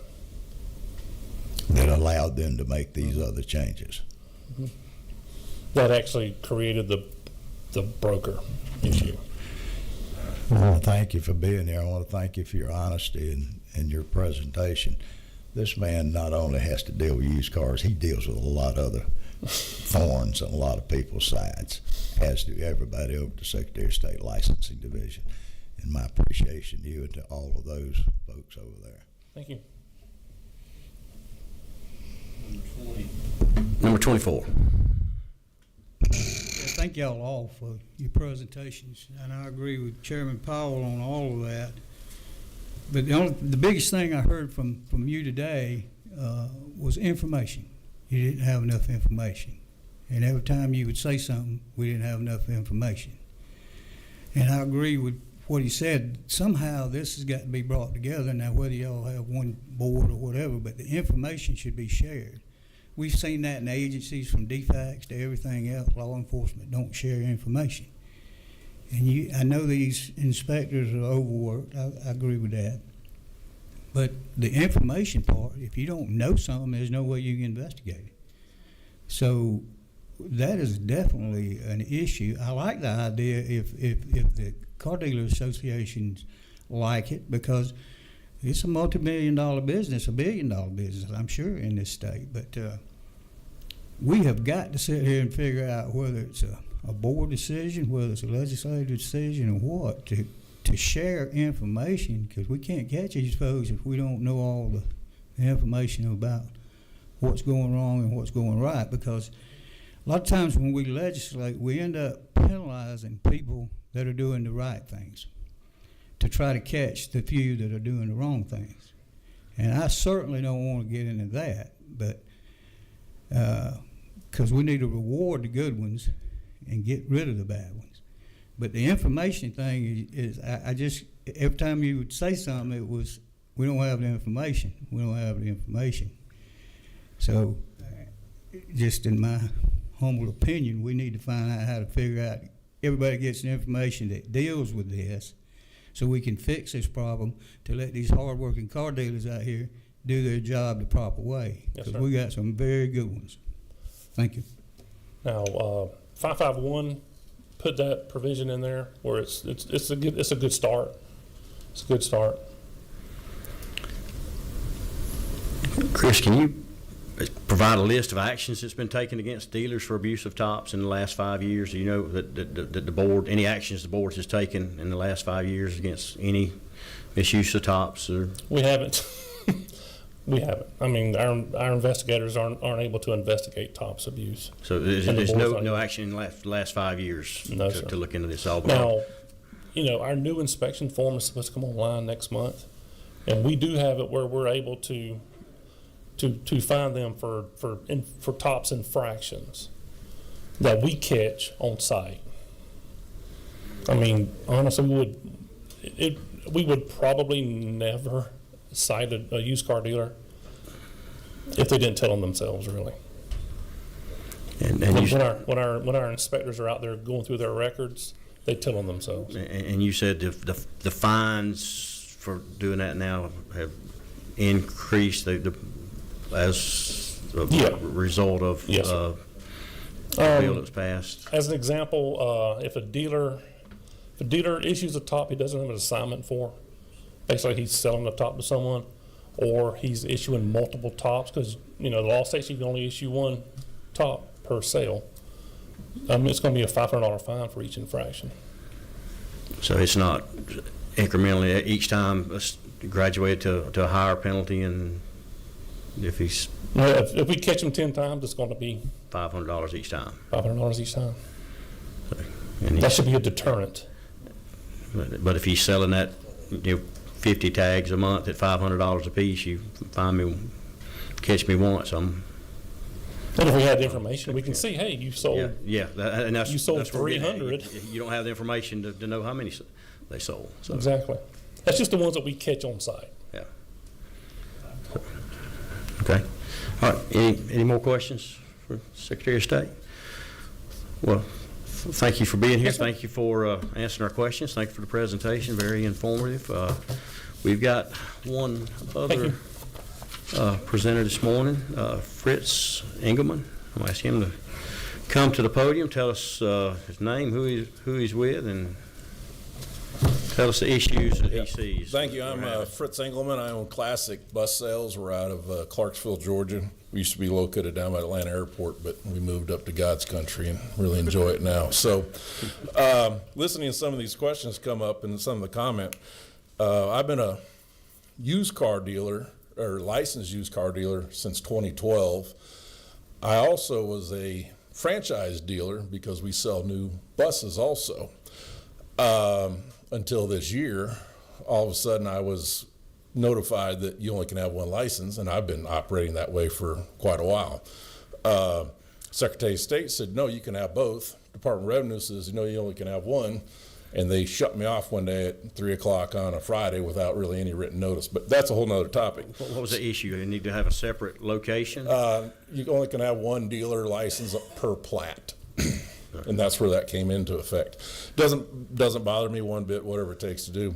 I'm not complaining about that, but I have experienced both sides because I've been on a franchise and used automotive dealer side for quite a while. Franchise sides, I know you guys do not manage that side of it, but they sell a lot of used cars. There's a lot of fraud that goes on through franchise dealers too, because they have a used car division, and it's generally not the principal of the company knowing about it. It's the, let's just say, the derelicts that are in the back that are taking on used cars that the franchise maybe doesn't even know that they take on, because they do side deals and they're shuffling things around, and there's a lot of used cars being sold through there. So that's another division, another side you may want to look into. I know this board doesn't check on franchise dealers, but they're also probably some of the worst following the rules. You'll see them riding around with test drive tags all over the place. A lot of big dealerships, test drive tags. Well, that's not legal. And but you ask them about it, they don't say anything about it. No one ever taught us we need to do it, because they don't go to a CE class. No one was forced to go to the CE class. Yeah, it's a pain, but I still go, even though I'm a franchise dealer, I still go to keep myself fresh and to make sure my employees know what we're supposed to do and not do. So that's something to maybe look at, is getting the enforcement rules together. But if you look at other states, a lot of them only have a dealer license, not new car, not used car. They have a dealer's license. They're all managed by the same organization. When I ran into my issue with the franchise versus used car, I got two different stories, one from the Department of Revenue, one from Secretary of State. So that's just a side note of what I heard today. But what I really came to talk about is there's a real glitch in the Georgia agencies when they sell surplus equipment. Majority of them are selling on govdeals.com, and when they go to sell the surplus, they're just signing the title over. It's not being transferred. So that allows the buyer to just go out and resell it all they want. Non-licensed dealers are buying off of GovDeals or at any surplus auction. They can take that open title, resell it, no telling me how many times it's resold again. So there's no law that needs to be changed. The agencies just need to do their job. I had Athens, Clark County, that guy told me, I said, I need this transferred. He said, if I have to do that, I'll quit. He refused to transfer titles into my name. He just signed them over. I bought 26 vehicles from DOT at an auction. Signed everyone over, never transferred them into my name. That auction, it went on for, I don't know, they had 6 different locations. They sold hundreds of vehicles. None of them were transferred to the dealers, or to the buyer. They just signed them over. So right there, everybody there, they're individuals buying, and they just go out and resell that vehicle multiple times. So what's happening is the state of Georgia is losing out on TAVT for anybody that buys personally. I did a quick search the other night, and in the past 12 months, GovDeals has sold about 5,300 state vehicles in the open market. We just took a quarter of those and say the average price is $5,000. That's $500,000 in TAVT that possibly has not been collected because people are able to take the title and resell it to anybody. And then that person can get it and resell it again. It's just a domino effect because the state of Georgia is not, they're requiring their people to do it, but the agencies are not transferring title correctly. And it's just an administrative thing. And there's no law to be passed. It just needs to be a memorandum sent. You've got to do this. I don't know if the Department of Revenue can catch it at the tag office. Should there be a mandate for any state surplus vehicle have a state letterhead bill of sale that accompanies that when it gets sold? And when you go to the tag office, if it doesn't accompany with the letterhead, you have to go get that from the agency because people are flipping these vehicles. There's vehicles that are sold on GovDeals recently, $160,000 for a fire truck. So if an individual, which I highly doubt bought it, but they took it and resold it to somebody, you know, that's $10,000 worth of TAVT not collected. Majority of stuff sold on GovDeals is about $5,000, but there are a lot of cars that are sold in the $10,000, $15,000, $20,000 range that open title pretty much all the time that I've seen. So that's the first topic, and then the legal enforcement for people that do not have dealer's license. These guys here go out and enforce all the laws on dealers. But if you don't have a dealer's license, you go to GovDeals, you buy cars, and you're flipping them all day long, there's no enforcement. Secretary of State, there's no laws on the books that I know of, unless something has changed, that states I can go find somebody that is selling vehicles for profit, they bought. All they'll do is the state board will send them a letter, I believe, I have right here, I've got a file, this guy right here, Gary Fortner, Loganville, Georgia. I've been chasing him since 2012. I have letters and documentations I've sent to the dealer board, Secretary of State, Department of Revenue, and met with legislatures. And this guy still, I've been chasing him since 2012. He has a place in Loganville. He has over 100 ads on Facebook Marketplace right now. No dealer's license, never has had a dealer's license. The only way you can shut down somebody like that is to call code enforcement. Some reason, this guy's been in front of judges and everything else. He's still doing it. He's selling parts. He's selling vehicle parts and everything else. 13 years I've been chasing the guy, still in operation. Nothing can be done about it. And there's a lot of people like that that are out there operating. Just think how much, I guarantee he's not collecting he's not paying, reporting any of this income on his state revenue tax. He's evading tax evasion. He's TAVT. We get churches that come to us all the time. Hey, we came in from Texas to buy this vehicle, but he doesn't have it, or he can't give me a title, or the title's got problems. This guy is just fraudulent. And he's selling hundreds of it. He sold 45 buses to a school in Louisiana when they had a hurricane a while back. That's 45 of them that he bought off Gov Deals somewhere and just turned them right over and sold them to someone else without a dealer's license. So I think there needs to be more of a law enforcement aspect to give the Secretary of State or give the used car dealer board the ability to go into somebody and say, you're violating the law, and fine them or shut them down. Right now, all they can do is really just write a letter. There's no law that says you cannot. There's always these myths that, you can sell 5 vehicles a year and you're fine. Best of my knowledge, that's not really the case, but there's a lot of people out there buying now on Marketplace and reselling on Marketplace because they're getting an open title and reselling it, and the state's losing out on the TAVT for the majority of that.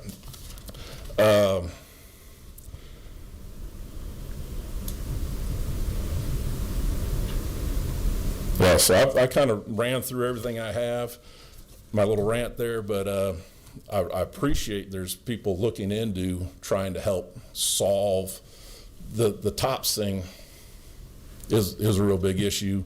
The broker, from what I see, the broker side of the business in my world, majority of those guys, there's a reason there's so many, because they're able to sidetrack the system. Having to have a physical location like they're talking about, having to do the things that I do to stay as a legitimate automotive dealer, those guys do not. I think you guys are on the right track for trying to enforce that side of the business. So, thank you.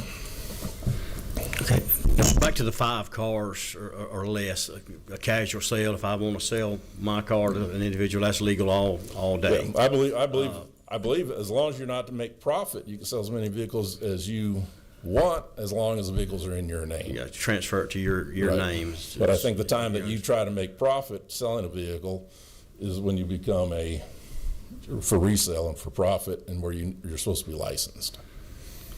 All right. Anybody have any questions?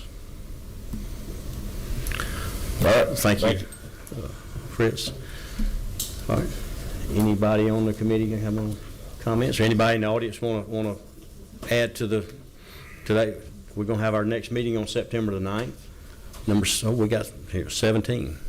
So you offered, so I said yes. Yes. Am I allowed to ask previous presenters questions? Yes, you can bring it up. Now's the time. Yeah, if you have another question, we've got about 30 minutes left. So in that case, we don't have to use it. My good friend Marcel's back there. Can I ask you one more question? Sure. So I touched on it, and you answered, and I just want to clarify for my own benefit. So is there a mechanism by which DOR could integrate a technology like ADD into the TOPS application process, verification process, meaning that when people enter in VINs, that they could go through that system or software, which you're familiar with it. So it acts a little differently than NVIDIS. It gives a more real-time update on the VIN history.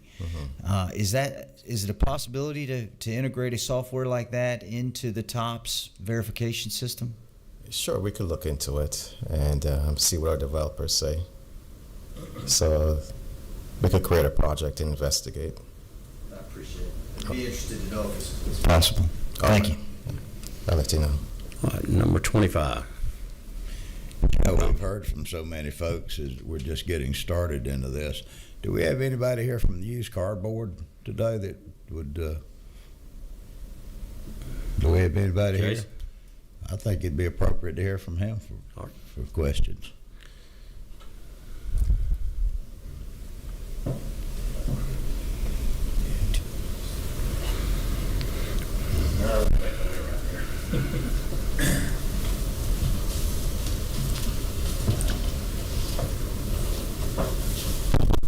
All right, good morning. I am Jason Reeves. I'm the chairman of the used car board.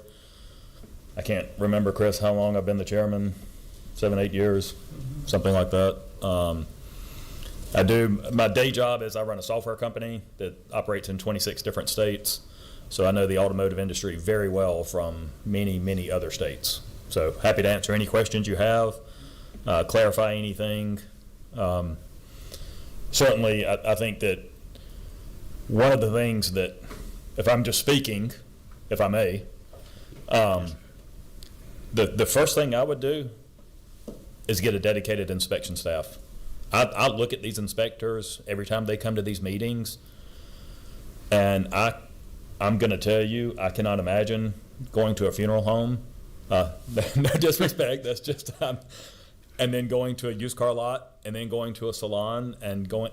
I can't imagine how they can possibly be educated enough in all those fields to understand it. It's impossible. I agree. I think we need a dedicated group of inspectors just for this used car board, and I think we need to, whatever we need to do to get the information where they can do a proper investigation, whether it's moving the board under DOR where they've got all the information.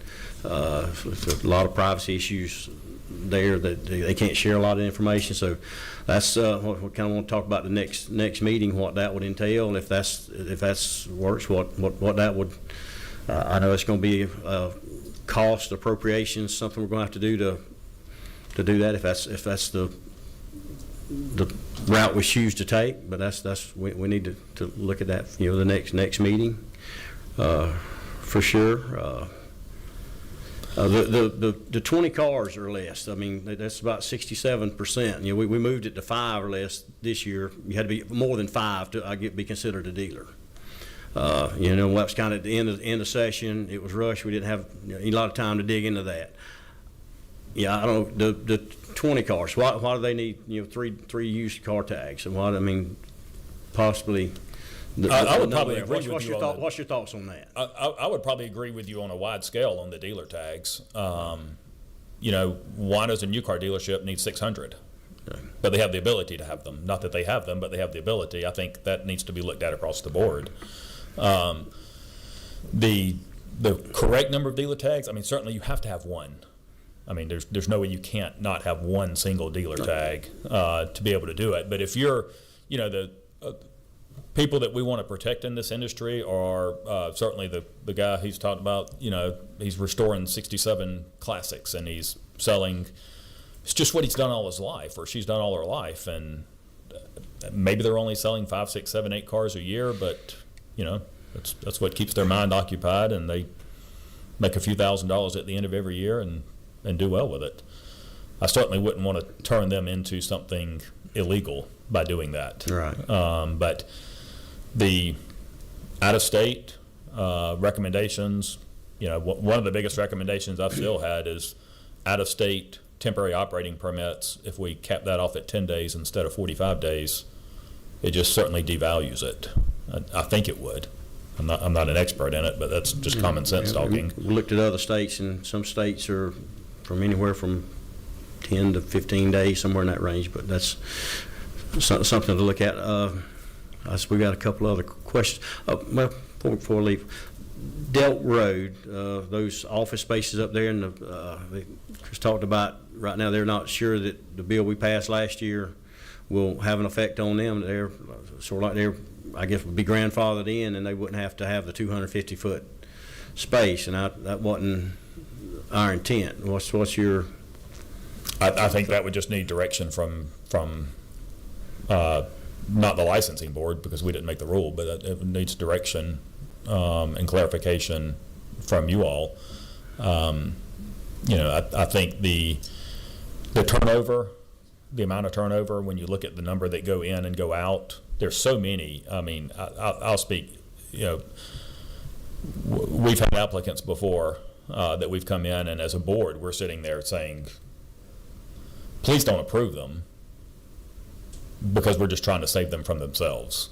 They're literally living on this dream of opening up this dealership and so severely underfunded, but they meet all the qualifications, and it's not our job to determine who's going to be successful and who's not going to be successful, but they find these office suites, and some of them go in there and they give it 6, 7, 8, 9 months before they realize this is a lot harder business than they ever thought it was, and are quickly out of the business. If you cut out the out-of-state licenses, and one of the things, I know somebody said maybe constitutionally you couldn't do that. Well, I'm not sure. I was just, and we're going to okay, verify that. But I'm wondering if you could say, it's you have to have a Georgia's license, or you have to request from the board the reason why you have an out-of-state license. I've spoken with the folks at Carvana extensively, and I understand why they have an out-of-state designee. But and there's some like that, and there's some that happen to live in Chattanooga or Phoenix City, so there are all these exceptions that we can make. But there's, if you go back to separating the two different types of licenses and say, if you have a physical presence in Georgia, it's okay if you have an out-of-state license, because you've got physical property invested in here. But if you've got a 250 square foot office, you got to have a Georgia driver's license or surrounding area. I think we mentioned last year maybe a separate, if we keep brokers, a separate tag for a broker and a used car dealer, and say the broker, can't mount theirs, permanently attached. It would have to be a temporary attached or something. What's your thoughts on if you? You're talking about attached by a magnet? Yep. My only fear with that would be it would be stolen so quickly. Tape it on the windshield on the inside. Yeah. I mean, sure, lots of options there. I do want to clarify why not necessarily why the rule was originally changed legislatively back in, if you say it was 2007, I'll go with that. It was really before I was involved in this. But I was speaking to a dealer the other day that's on Buford Highway. He's sells probably 60, 70 cars a month. And one of the issues is planning and zoning in these counties. And he told me that he has been looking for a location in Gainesville for over a year and can't find a single location that qualifies. And that's probably why some of this has moved to warehouse models and things like that, because these people just can't find the space to open up a traditional lot, and All right, number 21. Thank you. That's what I was going to. So you've been in the car business for how long? I was born in the car business. That's right.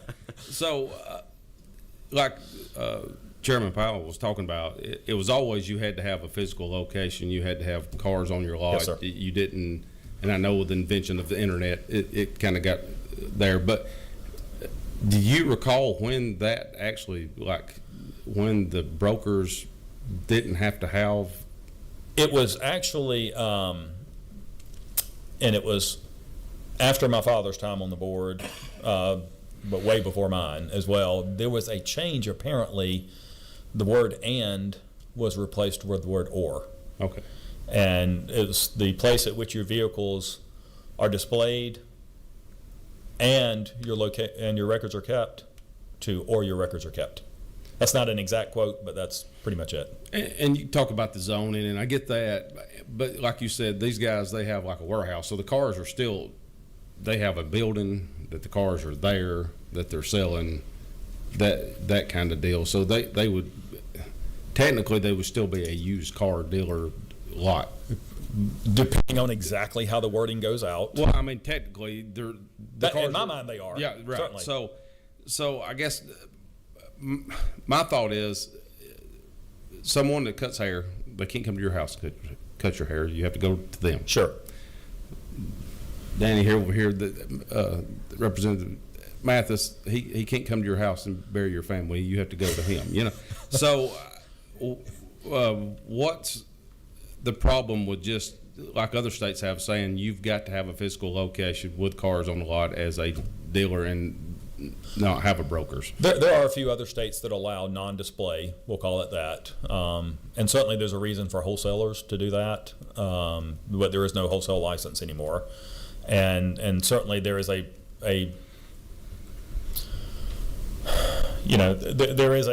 there is money to be made. And if Georgia wants to provide the opportunity, if you all want to provide the opportunity for them to make money legitimately, that there is a means of doing that. I would say some of the things we've looked at from the licensing board standpoint, I talk to Chris on a very regular basis. The entrance to the building could be changed. The availability, for instance, I happen to know that some of these office buildings are locked, and that's not allowed by the board rules. It has to be, they have to be open and available to the public, as any business should be.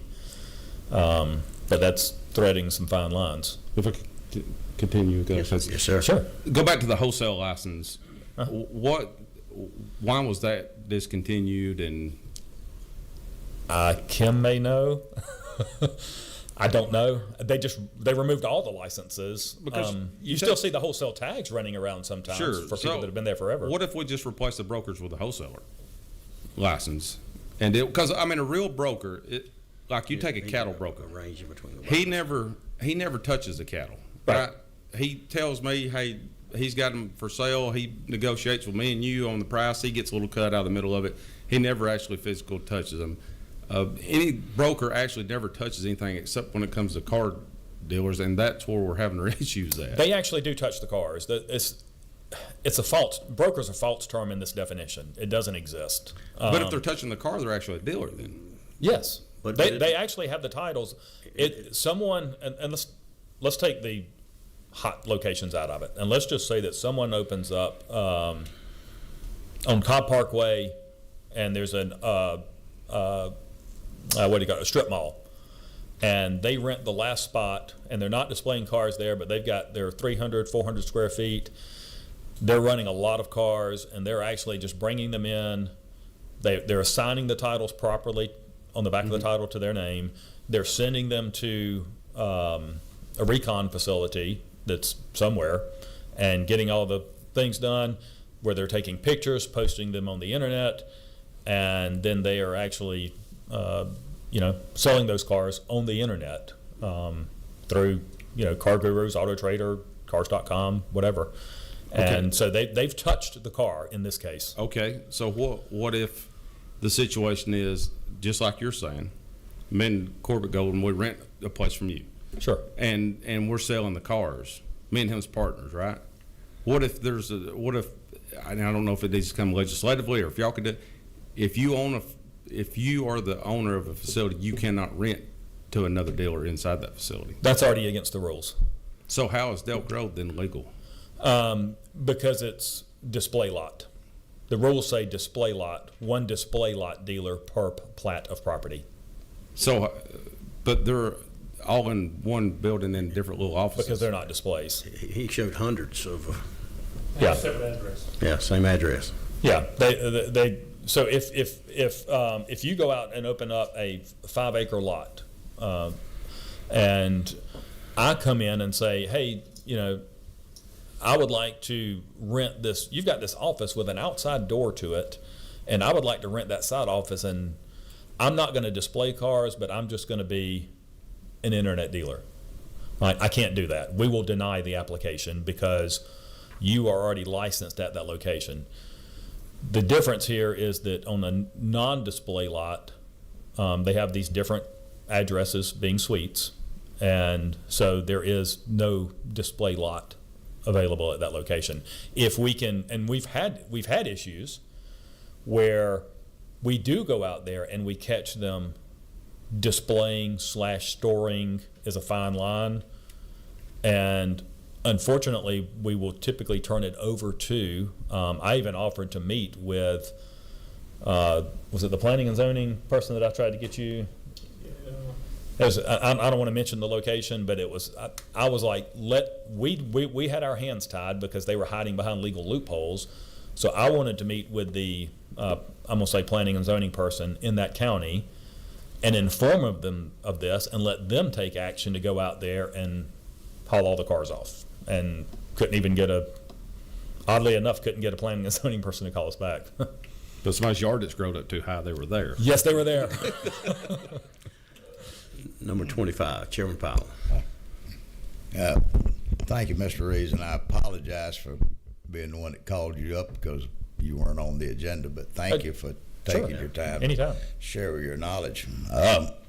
You know, a lot of the questions, I'm going to try to get into something, and it sounds redundant because the good chairman, both chairmen have asked other questions, but, you know, I go back to this part about how the process has changed for licensing over the years. Sure.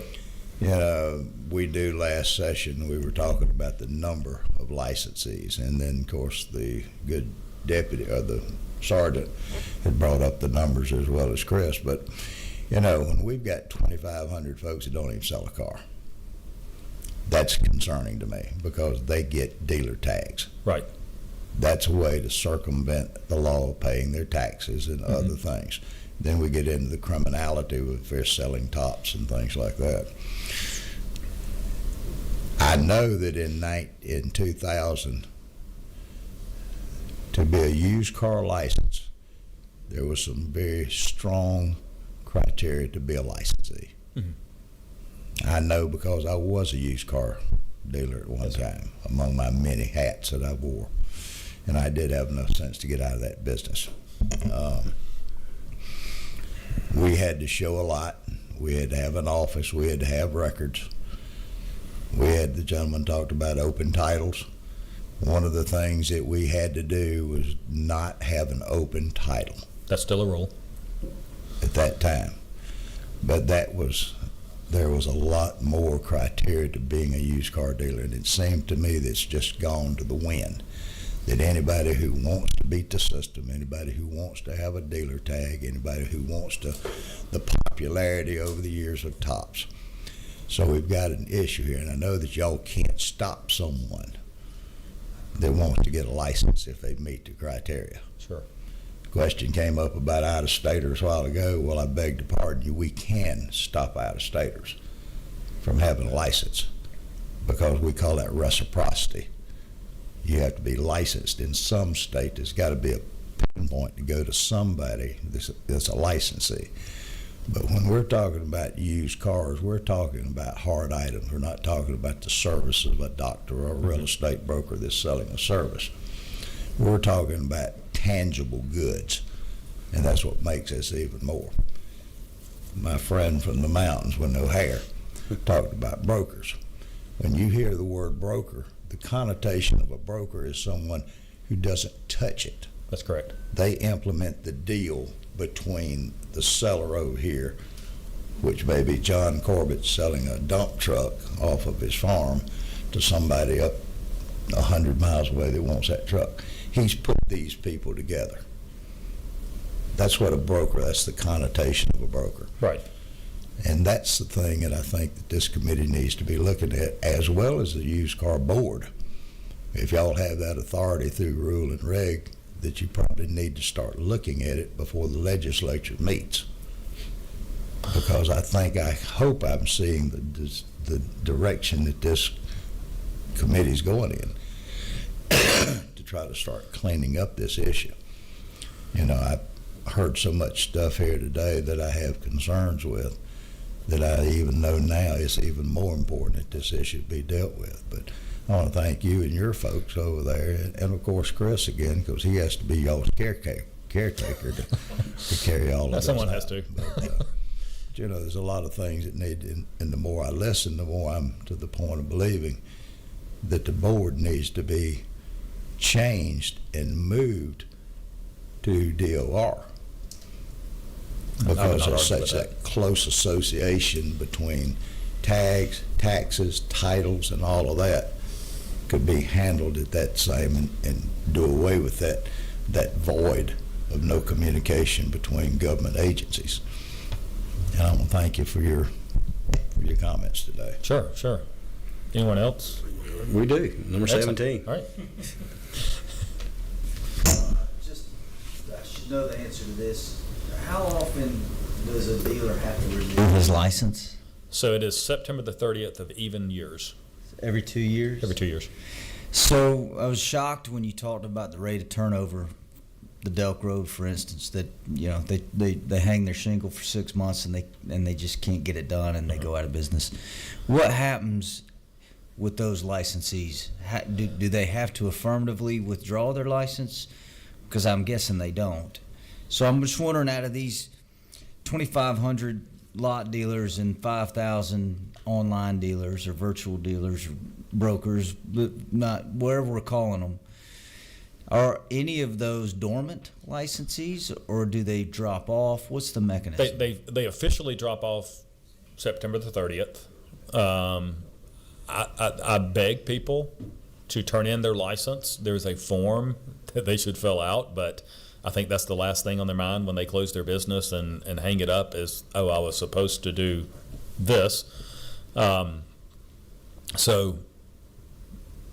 yeah, they're just kind of hanging out there. I would imagine maybe from the Department of Revenue side, they actually mail their tags back in. I would hope. So something like that. They should. And there are, you know, maybe there are ways, you know, I think everybody in this room could agree. If you're not selling, and I like, let's just say 5 has already passed, the number 5, and September the 30th of 2026, you know, DOR should inform the licensing board that there are 2,000 dealers that cannot renew because they do not have the sales to qualify for it. So that would be a interesting first swipe at it. So that's a year out from now. Yeah, and I don't know if they can go back retroactively now. I think it would be in, you know, the Shiny Dome's purview to go in there and say, go back and look and see who hasn't sold a car in the last 2 years and revoke their tags immediately. All right. Any more questions? We've got 9 minutes. But Jason said we don't have to use all 9 minutes, right?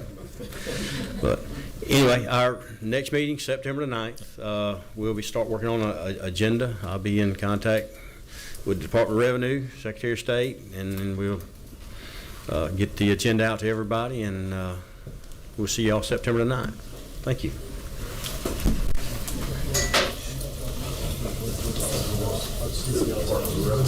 Familiar with Dion?